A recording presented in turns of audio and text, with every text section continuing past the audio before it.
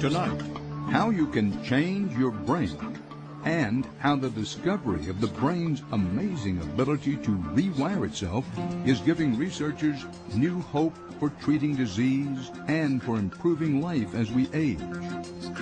It's called neuroplasticity. Simply put, it's the brain's never-ending ability to change. It is without doubt the last frontier. We'll visit Nobel Prize winner Dr. Eric Kandel, who discovered how the brain changes to store memories. To understand how you work, to understand how the inner parts of your psyche operate, it's fantastic. And most astonishing of all, we'll show you how the discovery of neuroplasticity is unraveling the connection between the brain and the mind, with the help of Buddhist monks and the Dalai Lama himself.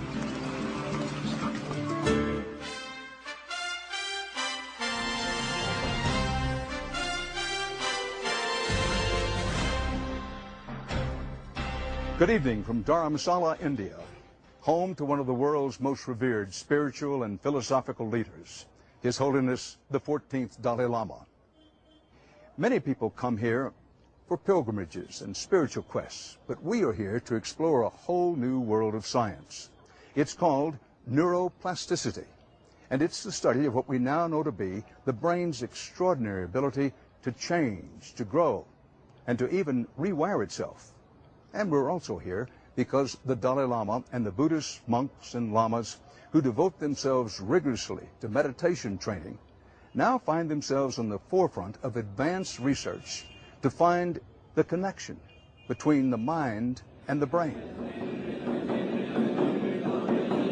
They are the keepers of the ancient but still evolving practice of Tibetan Buddhism. They begin as small children, memorizing and training their minds for a lifetime of devotion. Looking inward becomes a way of life, and meditation is one tool in their quest for enlightenment. And now this 2,500-year-old practice is offering modern neuroscience a path to understanding how our brains can change throughout life. It's a phenomenon called neuroplasticity, and it's turned brain science on its head. So the first thing I'm going to do is measure your head. 33-year-old Yongey Mingyur Rinpoche, an esteemed teacher of Tibetan Buddhism, is on his third visit to the University of Wisconsin's Weizmann Laboratory for Brain Imaging and Behavior. We're going to go one by one to make sure each one of these sensors is placed properly on your head, Rinpoche. For the past 5 years, Buddhist monks with tens of thousands of hours of meditation training have volunteered their brains for scientific study. Spending time with them is very inspiring because they are always very happy, very funny also. That produce some oscillation in your brain. Neuroscientist Antoine Lutz is part of a team of researchers trying to understand how the monks' mental training changes the brain. We think that someone who is trained to practice compassion, they're somehow going to change their brain through this practice. So we are interested to see how far can you transform your mind and how far that the brain can change. Seeing how physical training or experience altered brain circuits, the team at the University of Wisconsin wanted to know if mental training like meditation could change a region in the brain that manages emotions. We think that what meditation does is training this region to react differently. Next, we're going to do another block of compassion meditation. On this visit to the lab, Lutz asked Mingyur Rinpoche to use his powers of concentration and attention to focus on compassion, a traditional Buddhist meditation practice. This gives the scientists a glimpse into the inner workings of a brain that has been trained to enter intense emotional states. So what you see here is the EEG across 20 seconds when Mingyur Rinpoche was just staying at rest, doing nothing and, normal state. At this particular moment, we ask him to start to meditate on compassion. And what you see is that there is a very strong increase in the speed of the oscillations while he starts to meditate. What Mingyur Rinpoche's brain is doing is called gamma activity. All brains do it, but very rarely at this level. Okay, Rinpoche, that's the end of that block. The fact that the monks' brains remain in this state, even after they stop meditating, is an example of neuroplastic change. That's, for us, is an indication that through the training, something happened in the brain, and something had changed in such a way that they can generate these very, very integrative and coherent states during meditation. This transformation of brain activity equals what the monks describe as a state of clarity and intense compassion for other beings. It is our hope that by collaborating with experts like Mingyur Rinpoche, we can maybe better understand what is consciousness in relation to the brain. There's many parallels between the modern science and Buddhism view. For Mingyur Rinpoche, collaborating with Lutz has shown him how his thinking, his meditation practice, actually transforms the brain. So the more you meditate, the more the empathy will increase. More. Yes. More time, better. Yeah. If you apply meditation every day a little bit, then you change the habit of the brain function. The brain changes in a kind of haphazard way, if you will, without that kind of systematic input or training. Professor Richard Davidson is the director of the Weizmann Center and the principal author of the meditation studies. We are exposed to all kinds of influences in our environment all the time. Those influences are affecting our brain. They are changing our brain. If we are better able to regulate those inputs and to engage in specific kinds of training to cultivate positive qualities of mind, we can, I think, based upon modern neuroscience evidence, we can change our brains by transforming our minds in beneficial ways. Davidson has published dozens of neuroscientific studies on emotional disorders and brain structure, but it was his personal interest in meditation that made him pursue a new line of research. The brain is constantly changing. It's changing all the time. And the question is, how can we change it for the better? To find out how emotions might be managed using the brain's plasticity, Davidson turned to one of the world's experts on training the mind, His Holiness, the 14th Dalai Lama. The Dalai Lama has a keen interest in science, and he regularly participates in meetings of the Mind and Life Institute. That's an organization founded to connect Western scientific research with Buddhist interests in mental training. There's no reason why we couldn't use the exquisite precision of science, which we've directed to studying states like fear and anxiety, and bring them to study compassion.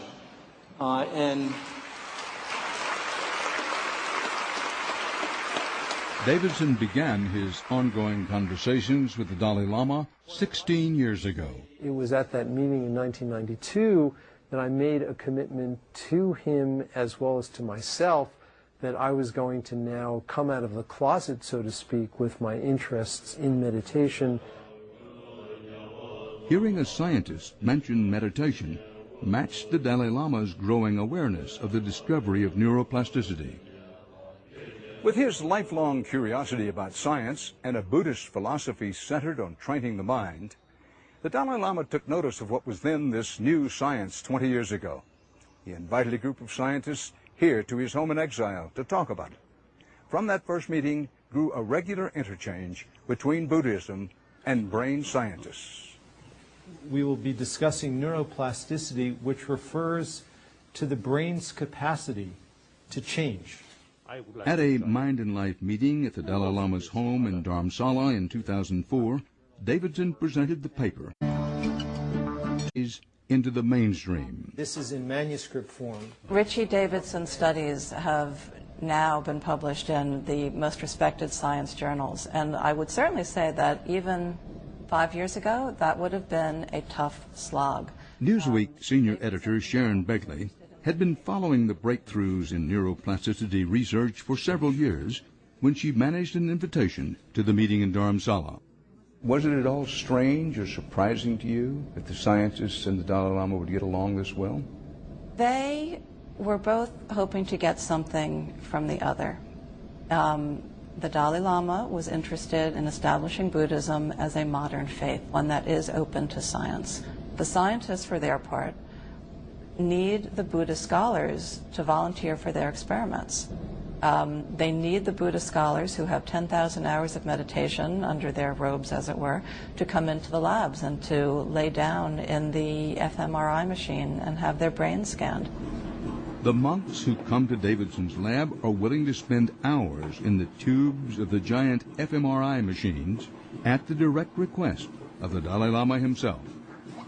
He encourages the monks, the lamas, the other Buddhist scholars around him to volunteer their brains for this neuroscience research. And specifically, what he's interested in learning is whether mental training, which in Buddhism, of course, takes the form of meditation, can act back on the brain to produce structural and functional changes. Can it? He believes it does. Buddhist philosophy says it does. And the emerging research indeed shows that it can. Pulling together what she found in Dharamsala and decades of brain science research, Begley wrote the book on the new discovery that our minds, our thinking, can change our brains. Your book is titled Train Your Mind, Change Your Brain. Is that really possible? I think it is possible, and by training your mind, what I mean is if you choose to engage in meditation, then the research emanating from Richie Davidson's lab at Wisconsin does show that you can achieve things such as, for instance, switching activity in the region just behind your forehead. Meditation can indeed cause that shift. It can cause you to shift activity toward the left side, which again correlated with contentment. That activity and neuroplastic change was invisible until the development of the relatively new high-tech tools of neuroscience. Until they could see the functions of a living brain, scientists were convinced the brain stopped developing in early childhood. But the more they looked, the more a new picture emerged. They began to see how the mind acts back on the brain, and using those tools, Davidson is even looking at how meditation might alter the circuits that control our basic level of happiness. Very good? Yeah. Oh, you like it? The brain mechanisms that are associated with happiness are themselves changeable. They are among the most plastic circuits in the brain that are transformable through experience. With evidence that meditation was changing the circuits in the part of the brain associated with contentment and happiness in monks, Davidson extended his research to people who had only a brief 8-week training in a form of meditation designed to decrease negative emotions and cultivate the positive. People like you and I, ordinary middle-class Americans, underwent this training. They showed a reliable change in their brain activity over the course of this 2-month period. It is more scientific evidence that, Davidson says, holds out the promise that the powers of neuroplasticity could mean, as the old saying goes, that we can be as happy as we make up our minds to be. We shouldn't think of these as fixed characteristics of people. If we take the initiative, if we take responsibility for our own minds, we can produce more positive individuals who have more of these beneficial qualities, which in turn, I think, will have a synergistic effect in making our culture and our society a more positive one. Finding out if there is hard evidence that meditation brings real change in people's lives is at the heart of the Dalai Lama's interest in this new science. Your Holiness, I very much appreciate you doing this. Thank you. Let's talk science. We spent an hour with the Dalai Lama at his home in Dharamsala, exploring his fascination with the science of the mind. Particularly, I feel the medical science now showing, I think, genuine eagerness as to tackle our emotions, how to develop some of these useful emotions, and how to reduce the negative emotions such as fear, anger, like that. Is a definition of what you're trying to do is find the connection between the mind and the brain? I think from my viewpoint, my expectation, through experiment or through investigation, we will find a certain, way to tackle our destructive emotion and try to reduce this negative emotion and increase positive emotion. The Dalai Lama says his own meditation practice has brought him a sense of well-being and a reduction in the negative emotions that most people assume are an unchangeable part of life. Usually, we consider every emotion as just part of our life, part of our mind. For example, fear or hatred, as it comes, we just consider normal. I think that's a mistake. He sees the studies coming from labs like Richard Davidson's backing up his own personal experience. Now, one example is that when we feel certain sort of irritation, during that moment, if that person concentrate fully on the breathing, nothing else. And breathing 1, 2, 3, like 5, 10, 15, 20. When you start breathing, mental state irritated. But then after 20, 30 breathing, your mental state will be little different, little more calm. Since we are dealing with emotions, so the best method to deal with that is so-called meditation. Not for next life, not for heaven, but for day-to-day well-being. And that, the ability to trigger change that improves life, is why the Dalai Lama continues to encourage monks to participate in scientific research. He says he might even consider participating himself one day. Some of the monks and lamas took part in the scientific research. Did you consider taking part, submitting yourself to that kind of examination? Some cases in the past, some my friend want to check, wants to carry experiment on my brain. Actually, I have no special sort of experience. So I usually telling them, worthless taking experiment on my mind. It's nothing special. Because no sufficient time to meditate. So hopefully I will get more time to meditate. Then when I have some special sort of experience, develop, then I'm ready. I would also hope that just as the Dalai Lama's interest in this work relates to his hope that we can become a more compassionate species, that we will find ways to increase activity in those regions of the brain that underlie compassion and altruism. We all have it in us. Many of us lose it at some point in our lives, but it's there, and it has a basis in the brain, and the challenge is to find it and to use it in a way that will, produce a better.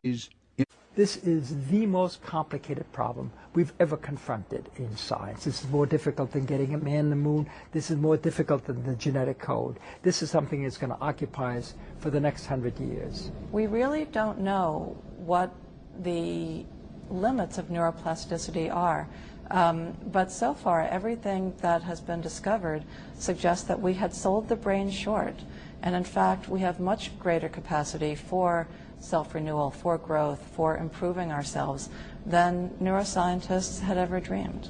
What do you expect to see coming next in this world of neuroscience? I would not be surprised to see it applied to muscular dystrophy, even to multiple sclerosis. These are all things that are under active investigation in some of the country's leading neuroscience labs, so it's not just pie in the sky, it's not just dreaming. The discussion with modern science, initially by my own curiosity. The Dalai Lama likes to tell scientists that his own dream of a dialogue between Buddhism and science began during his childhood in Tibet. When you first heard that scientists were beginning to explore the possibility that the brain could change, even rewire itself. What interested you the most? I think I can say since my childhood, I think out of my curiosity, I always wondering, what was that, what is that, what is that? Sometimes I describe myself as a scientist rather than religious person. Why? As an adult, he points to science, not religion, as the best tool for teaching in the world beyond the Buddhist monasteries. Most of the research has been done with people who know about meditation.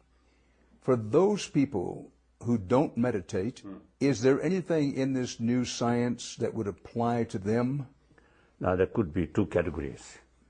One, believer or religious-minded. So part of their religious practice, some meditation. My main concern is not that category. My main interest is, usually I call secular ethics. So the people who have no interest about religion or about belief, but they also, you see, want a happy life. So now we need, without touching any religious belief, simply on the basis of our common experience and common sense, based on scientific finding. That's the way to educate people, particularly younger generation. The Dalai Lama hopes Western scientific studies will continue to connect emotional well-being to physical health and encourage more research in neuroplasticity. Some emotions are very good for not only peace of mind, but also for health. Some emotions are very, very bad for our health. So therefore, with these sort of, the fact, we can educate more people. For the Dalai Lama, the value of studying the mind carries over from his religious life to his role as Tibet in exile's political leader. Most of the world knows that you have great difficulty with China. You have said if you meditate, if you bring a warm-heartedness, a desire for peace, nonviolence, those things, that you will be happier. But my question is, does it work when you are facing an overwhelming power such as China? Now here, I think that meditation on compassion, not necessarily direct effect. Action is more important than meditation. However, on individual level, the meditation on compassion is very, very helpful to keep one's own peace of mind. The Dalai Lama says he wants scientists to explain how meditation works as a way to find out if the real-life experiences of Tibetan Buddhists could benefit the rest of the world. Now here is one example.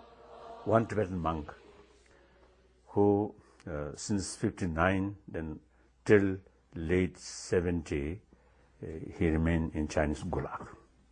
About 18 years he in Chinese prison. Early 80, now he come to India, and he told me a few occasions he faced some danger. Then I asked, what kind of danger? And he told me, danger of losing compassion towards Chinese. So he considered it is very, very important to keep compassion towards even your enemy. So that helps immensely about his peace of mind. So one occasion, our meeting with scientists, now this subject or this story will come in our conversation. So they want to interview some of those ex-prisoners. They found these Tibetans who spent many years in Chinese gulag always with fear of death. In spite that their mental state is extraordinarily calm, healthy, they say. So the practice of compassion is very, very helpful to keep one's own mental function more normal. Your Holiness, you've been very patient with me, and I appreciate it. What's next for you? Are you going to take a professorship in science?